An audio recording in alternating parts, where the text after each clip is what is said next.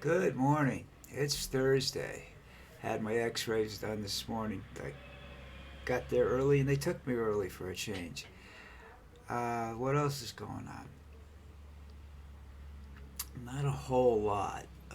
Personally, my brother-in-law's had his heart hernia surgery and is recovering nicely. Experienced a little uncomfort last night. They said that's normal. He should expect to feel that, and there's still a possibility he'll come home Saturday. Okay,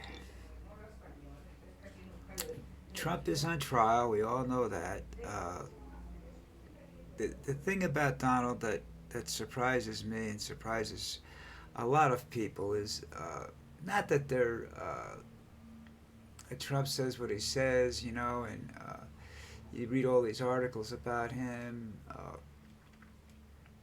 But if you actually fact checked everything, you'll find out he lies most of the time, which is in line with most billionaires, rich people. They lie all the time. They don't, they have no respect for the truth because nobody does anything to them because they're afraid of them or they just, let them go along and do what they want to do because they're rich.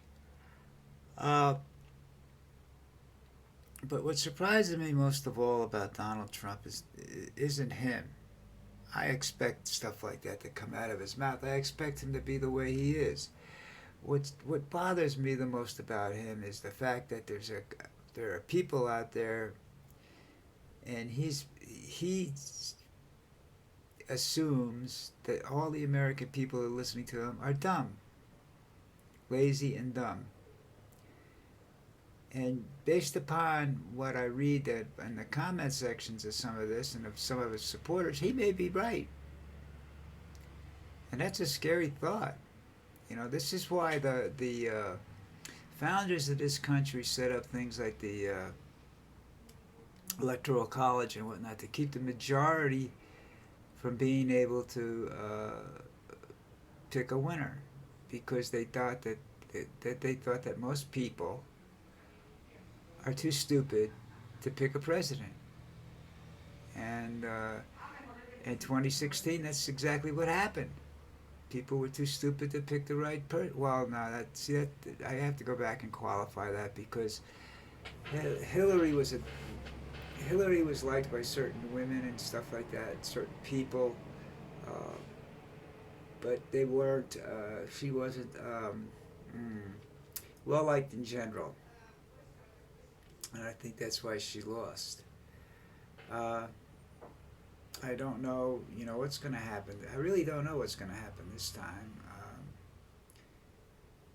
I I am upset about government in general right now. I'm upset about the Supreme Court being a political tool. I'm in the corruption level that's there. That's never been there before in the history of the court. Uh, I don't know how you get rid of. I don't know how you get rid of judges. I don't know whether you have to go through some sort of impeachment process. I'm not sure. Um, I think I just had an earthquake, little one. Huh. I have to find out later. Could have been my chair broke. um, you know, I don't know how many people watch these videos, listen to these videos. I have to figure out a way to get rid of the music in the beginning of them because it's atrocious. Uh, but I like Joe Biden. I think he's a nice, honest man. I don't know whether he's not going to go down in history as a great president. I mean, I think if he wins, well, I don't think he'll be around much longer after that. And then whatever happens, you know, but hopefully it'll be the end of Donald Trump, not necessarily the megas or the idiots that are running the Republican Party right now, but it'll be the end of him. I just don't like the man personally. I mean, I've never met him personally. I've been, uh, I followed him. I was quite interested in the art of the deal, the book he wrote, and then I started following him and realized what a truly horrible individual he is. You know, he doesn't care about anything or anybody but himself. That's now he's running around. Everybody's against him. He's crying. He's acting like a paranoid schizophrenic, and he's not. He uses paranoia as a weapon, to try and gain sympathy from other people so that people vote for him. He doesn't get, he's not going out there and throwing issues out and saying, I'm actually going to do this for you. We're going to do it this way so that we don't alienate the whole world. He just says, I'm going to do this and screw everybody else.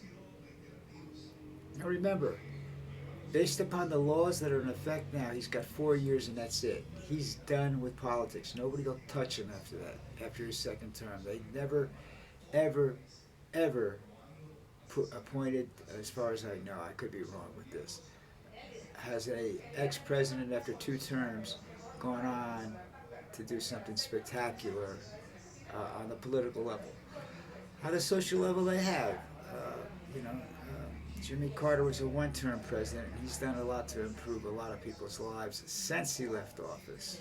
Not saying he did it while he was in office, but since he left office.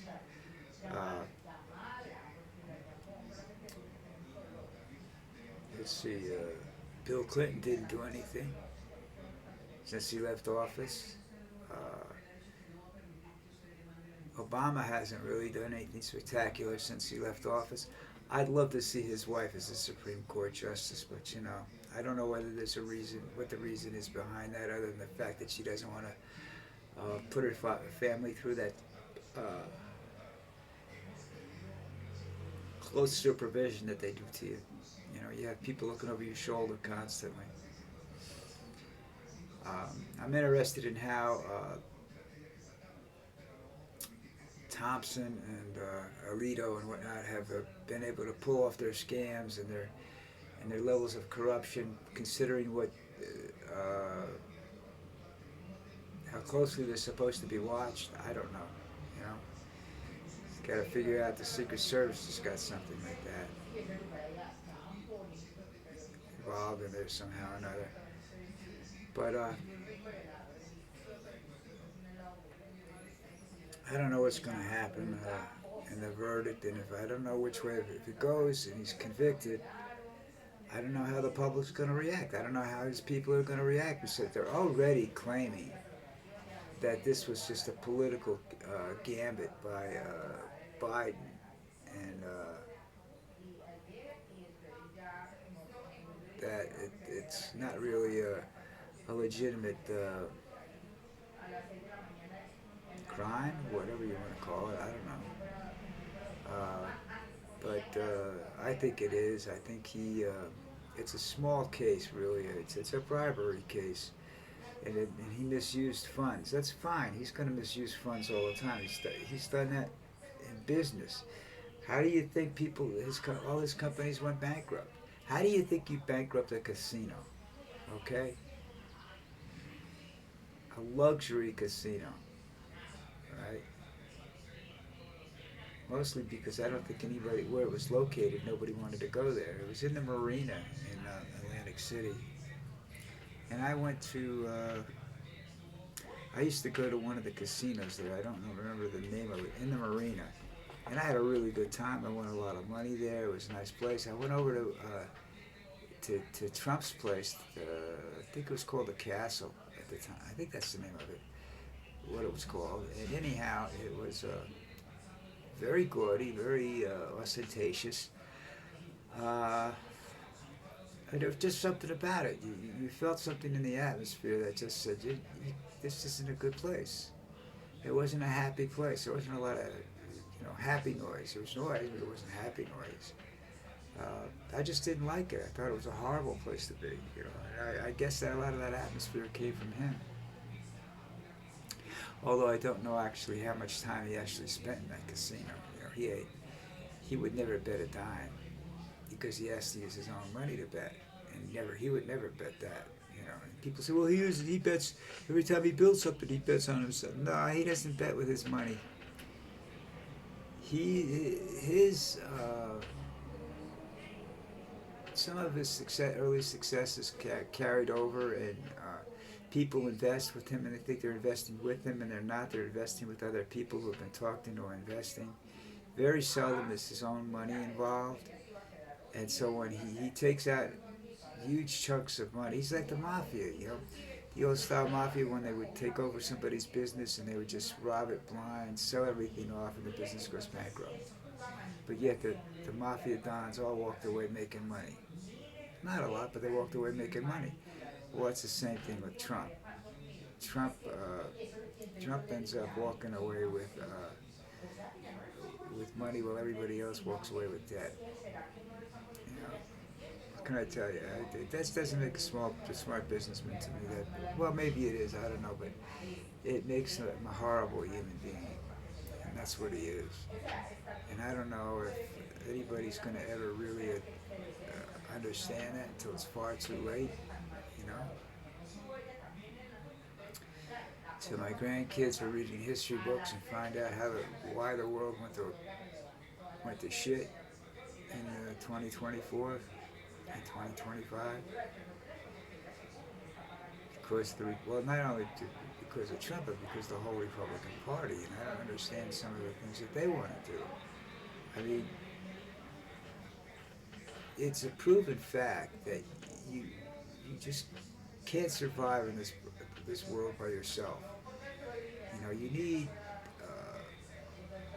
empathetic people around you, helpful people around you. Trump doesn't like helpful people. He likes destructive people, because Trump's whole life is based on survival in the business world and every world. It's based on chaos. I don't go to chaos theory. I don't want to sit down and say, oh, let's talk chaos theory. No, I don't have any idea what the chaos theory really is. I'd have to look it up. I'm lazy right now. I don't look up a lot of stuff that I don't see any advantage to. But I know he survives in what is called chaos. When things get all crazy around him, that's when he survives. Because what he's a specialist in is sleight of, well, you could call it sleight of hand. Here, watch this hand. This one's going to pick your pocket while you're watching this hand.